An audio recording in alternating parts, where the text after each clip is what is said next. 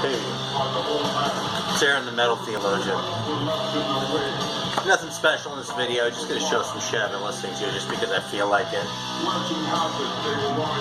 Actually, I'm fucking beat after election day, so I'm not going to talk about politics at all, but I'm just fucking so worn out by the whole thing. I was thinking this might be a little bit therapeutic, and there's nothing more therapeutic than metal. So it's funny, I was on a big German thrash kick recently. I kind of went on a little bit of an American thrash kick over the past several days. So most of the stuff that we've been talking about is relatively obvious stuff. A lot of y'all probably have it. But hey, that's fun stuff too, man. I love these records. So right now we're actually listening to a lesser known one because I'm hoping to avoid an ad on this fucking thing from whoever's doing those things these days. So this is the Tyrant's Reign record, Year of the Tyrants. And you know, when I bought this, I didn't know anything about it, but I actually found this in a shop, still sealed no less, and I was like, yeah, that pretty much has to come home. So it's a great record, fits in with the theme. It has the insert. To actually send away for a t-shirt and that, it's kind of cool. Actually, I love this fucking record, so I'm talking it down. So anyway, that's Tyrant's Reign. Now, as far as soda goes, sitting on this one for a while. I think we dropped it at some point or something, but it has real sugar, so it should be okay anyway.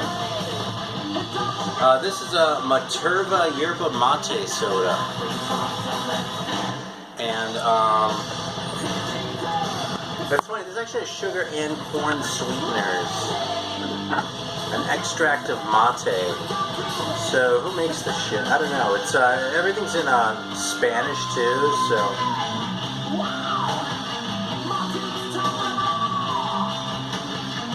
Yeah, I don't know, but I don't want to sit here and just fucking, you know, try and figure it out on camera, so...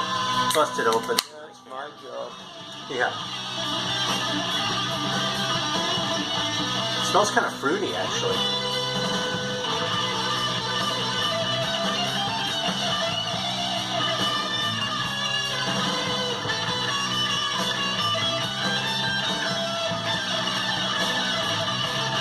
Wow. Well, all right. Well, I've had yerba mate tea before, and this is definitely sort of a tea-flavored soda, but it has a lot of sugar in it. Not like cloying, but like enough sugar that it really sort of brings out these fruity notes in the tea flavor. It's really something. I've never had anything quite like it before. And then it feels really sort of tannic in the finish.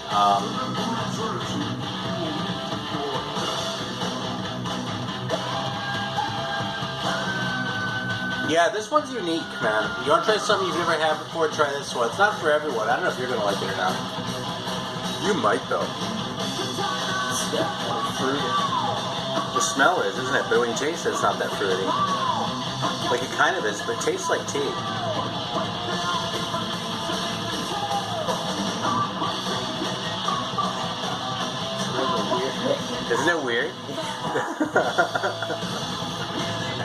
Yeah, I recommend this one, man. If you want to, like, try an unusual soda, this one fucking wins. Here, give it back to me. What do you think? Do you like it or no? Or is it just too weird? I'd say that's a good. Yeah, Materva, I guess. I don't know, man. I'd like to see some more tea sodas. Because they're usually pretty good when we have them. Yeah, it's true, actually, isn't it? You've got, like... It would be, but... you've got, like... Coke Company iced tea, Alright, so we're going to start off, man. This is actually, we're sort of going in reverse order from how I listen to them. This is a fucking favorite record. You know, I just like this band more and more with time. It took a while for them to grow on me. Their fucking Razor is so good. It's funny, it's like the sort of like, when it comes to Canadian thrash bands, they sort of seem to get treated a little bit like Exciter's little brother. But I swear, I think I like Razor better than Exciter, man. This record's just heavy. It has some great choruses. There's a notable paucity of mustaches on that back picture, so that's one thing that could make this thing better. But like the title track, man, Evil Invaders, the fucking chorus, man, Evil Invaders, just fucking fantastic, man. So it's 1985. This is on Viper, and it's a great record, man. Here's what I haven't played in a long time, man. This is the first Bolt Thrower, In Battle There Is No Law, which I happen to think is one of the greatest album titles ever. And that cover's pretty crazy. This is definitely kind of done up like a punk record, though. I mean, this almost reminds me of Septic Death, like with that logo, the font, or it's not really a font, it's not actually written, but you know, that kind of writing and sort of the titles. I mean, but this, I don't know, man. It has a punky edge to it, but it's like. But it has a real sort of death metal vibe almost to it. You know, like I said, I hadn't played this record in so long, I really didn't even remember what it sounded like. It's pretty good. I mean, I was digging it, but I was also conscious of the fact that it was kind of more deathy than what I really tends to float in my boat anymore. So, I don't know, man. I've got nothing bad to say about Bolt Thrower. Yeah, that's a cool record. It's on Vinyl Solution.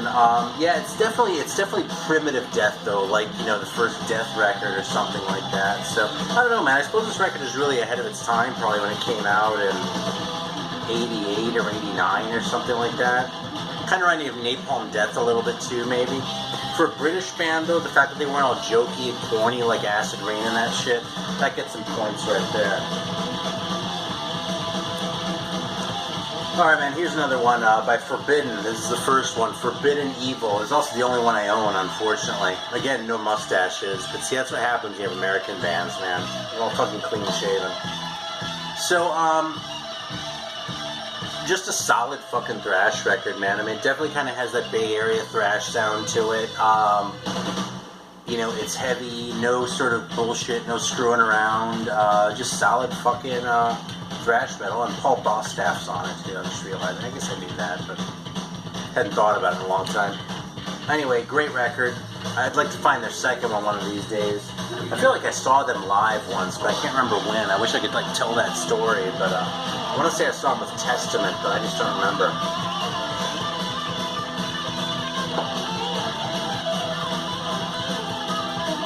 Alright, so I sort of did a semi-trade, meaning I met up with my record dealer friend from Columbia at a show here in Charleston. I didn't have any money to spend, but I had a copy of the first Mother's Finest that he was freaking out over, so I let him have it. So he let me have a couple things then too, sort of in return. So not really a trade, but sort of mutual. I don't know if it counts as VCLT, but whatever. But anyway, I finally have these, which are two records, which to my shame I've never owned before. And they are Death Angel, The Ultraviolence, and actually I'll just go ahead, second one, Frolic Through the Park. I can't believe that I'm coming to this band so late, because they are so fucking good. And I lived in San Francisco for so long, you'd think I would have been hip to a Bay Area band like this, man, but these records, I mean, I'm partial to this one, and mainly just because this Frolic Through the Park, it's probably just as good. It's a little bit less raw, and I like the rawness of this one. Oh, and I could do without the cover of Cold Gin. I mean, they do it well. There's really nothing wrong with it, but, you know, I've heard that song 100,000 times, so, once for each year. You get it? Little Kiss joke off the same album. But, you know, so that brought this, it didn't even really bring this one down, man. It just means that, like, this one gets the edge for me, but fucking, both these records are just so good that, I don't know, you know, on the one hand, I kind of kick myself in the ass for not having to discover these guys in the 80s, or even been into them like I should have been, by all rights, but the flip side is, it's a relatively high-profile band that at age 44, I'm able to just discover now, which, yeah, I mean, music is like peeling an onion. You can go deeper and deeper and deeper and keep finding more and more and more, and find shit like Tyrant's Reign, but there's even shit like this that you overlook the first time around, and the second time around, and the third time around, and just find a fucking reason to come back to it, and there it is, man. It fucking blows you away when the time is right, when you're ready for it, and yeah. This singer on this, by the way, man, this fucking screaming, like the really high-pitched screaming, I just think is fantastic. Alright, I don't know if this one's really full-on thrash, but it's definitely pretty much thrash. This is the Satan's Host record, Metal from Hell. A little bit less known than some of the other ones, but Cool piece. 1986. I think it's pretty well known that the singer on this is actually the singer from Jag Panzer. And it really kind of gives it a little bit of a Jag Panzer-ish vibe for that, except it's heavier and it's kind of meaner too, you know what I mean? But yeah, that cover pretty much sums it up, you know? There you go. So yeah, Satan's Host, totally worth a listen. I busted out the first Nasty Savage record, which I don't know if it's really thrash, but it's definitely a classic sort of Metal Blade combat sound. This is like sort of like on the cusp of thrash, where, you know, it's really heavy and but it still has the hooks and just the delivery. And, you know, this is another band that I came to late. Now, I bought this probably 15 years ago now, but in the 80s, I overlooked this band because I thought it was nasty. You know, it was named like Nasty Savage. They were probably a glam band. Like, doesn't that sound like a fucking glam band name? Nasty Savage? You know, like Sweet Savage or something like that. But this record fucking rocks, man. So, there we go. Nasty Savage. Now we're going all the way up to a fucking major label here with this one on Epic. And I think I showed this when I first got it, because I actually haven't had this very long. But it's a cool thrash record, Refuge Denied by Sanctuary. I actually saw these guys live with Flotsam and Jetsam, Megadeth, and Testament in 1988, where they probably were touring on this. And I don't know, man, I didn't really like them at the time, but I was kind of a chode then, because this is a really good record. Speaking of covers I could do without, man, White Rabbit, fucking, okay, if you're in a band and you're thinking about doing a cover of White Rabbit, just don't fucking do it. It's not necessary. It's no more necessary than a cover of Eleanor Rigby or Come Together, okay? Just don't fucking do it, because it won't make your record better. It'll make you look like an ass. But, that said, this is a really cool record overall, and I enjoyed listening to it very much. And, you know, this is an original press from the 80s, but, you know, one thing I noticed about this, you'll have to tell me if this comes up in the camera, is that, like, it's funny, this is the sort of thing that used to piss me off, but now, like, adds authenticity. Was if you look really closely, you can see, like, the grooves where someone traced the logo, like, with tracing paper. Because I don't know if any of y'all did that. I'm fucking sure you did. It's like tracing the thing. Can you see the grooves in the camera there? It's pretty faint. They did a nice job of not like mauling the cover, but I was looking at it and I was like, holy shit, is this thing like just a tiny bit embossed or something like that? And then I looked closer, I was like, no, someone traced the logo. So. I can try it. That's okay, just forget it. You have to trust me if you can't see it. Alright, let me flip this record. Actually, that's why I'm not going to flip this record. I'm going to put it on a different record. Because you got the idea about Tyrant's Reign, and this is another one that I actually didn't play recently, but it's a record that I had and didn't care for and got rid of, and then I rediscovered it. Fucking fell in love with it. So I'm going to plug it a little bit right now. And that is Whiplash. I only have the first record, Power and Pain. But it features an all-time classic cover. I mean, look at this. I mean, it's just classic. Here, let me fucking fire this up.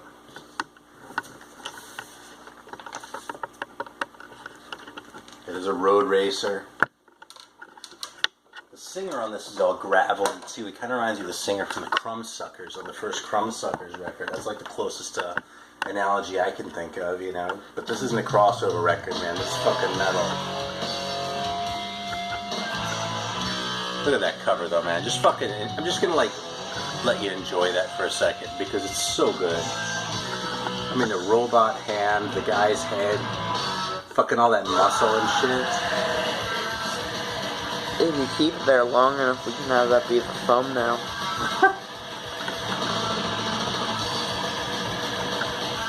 Look how fucking fast that is. Then we can name the video "Man Brutally Murdered by Robot in Real Life." Yeah. And then get a few million That'll be a clickbait views. title.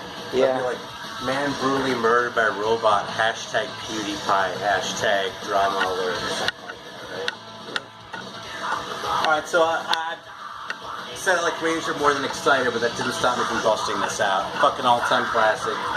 Violence and Force by Exciter. Belongs in every metal collection. I find the song Pounding Metal to be completely irresistible. Same thing with the title track, Violence and Force. Fucking Saxons of the Fire. What a great title, man. So, there's a Megaforce pressing. Yeah, one of the few bands out there where the drummer sings, but you probably know that. I mean, it's Exciter, you know? Now, you can only spend so much time listening to thrash before the Voivod records come out. So, this time I busted out my copy of Killing Technology, which I've owned since about 1988. Something like that. Classic record. No mustaches, but still a pretty decent hairstyle there. And, the Killing side and the Ravenous side. And if you haven't seen the video for Ravenous Medicine, do yourself a favor and fucking watch it, because it's one of the best things ever. Great, great record. Very technical, awesome. I did a whole video on Voivod though, so I don't feel like I can talk about that much. So back to the big label shit. I busted out the first Metal Church album, which is the only one I have. Don't really need the cover of Highway Star, but it's okay. Alright, I really like this record. This is another band that I came to kind of late. God, there's so many. But, you know what this band almost reminded me of? Is like, if it almost sounded to me like if Motley Crue were a really fucking first-rate metal band instead of being some kind of mediocre cornballs, you know? And I don't know if anyone else gets that sort of Crue vibe, but it's like if the Crue were actually as heavy as they looked on those first couple of albums, they might have sounded a lot like this Metal Church record. Of course they weren't, and I don't know, man. I hated the Crue in the 80s, and I came around and kind of liked them, and they've kind of fallen in my estimation a fair bit, just because I'm over them, and they made so many shitty records, and, you know, 1.5 good ones, and some piece of shit there. But anyway, this isn't about the Crue, this is about Metal Church. It's generally sort of mid-paced shit, though, and just like heavy and just good songwriting, man, with a lot of punch, you know, so it's a good record. I actually busted out this one. Now, I think Megadeth is a pretty overrated band. Speaking of covers, the cover of These Boots isn't really necessary on this record. But overall, I think Megadeth is overrated. I think the way they get talked about in these sort of hushed tones is like one of the greatest bands in all of metal. I just don't really think they deserve as far as the songwriting and so much of being sort of a vehicle for Dave Mustaine's ego and shit. But none of that takes away from the fact that this is a really fucking good record. I enjoyed it from start to finish. And they're not a bad band, by the way. I still own Peace Cells, and I could use a couple more in my collection. It's not a bad band, it's just they're not like, I don't think they're any better than Metal Church, frankly. And I would take Voivod over Megadeth any day of the week. Alright, so now we're really digging into the metal theologian's roots with this one here. This was one of my favorite records, like at the end of the 80s, man. I actually saw them on the tour after this record. This is a little bit early, but I saw them on the Among the Living tour with Testament as the opening act. They were touring on the Legacy, and I don't know, man, just every song on this thing, but especially Lone Justice is one of my favorite songs on this thing. Armed and Dangerous, obviously, is great. AIR, man, is just a great record opener.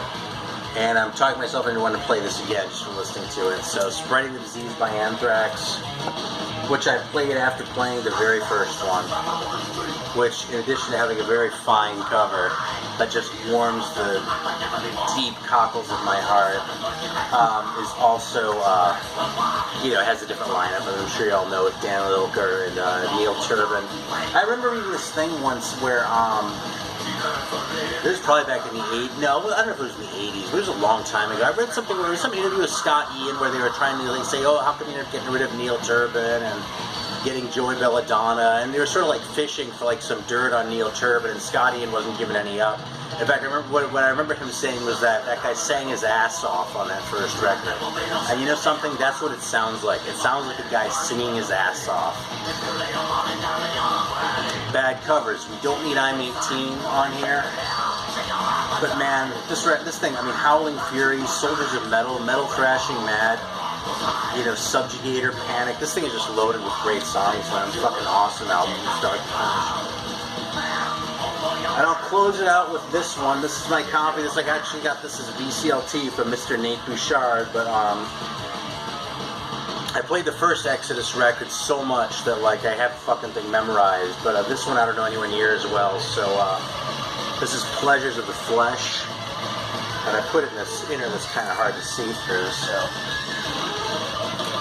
I should take it out and share it.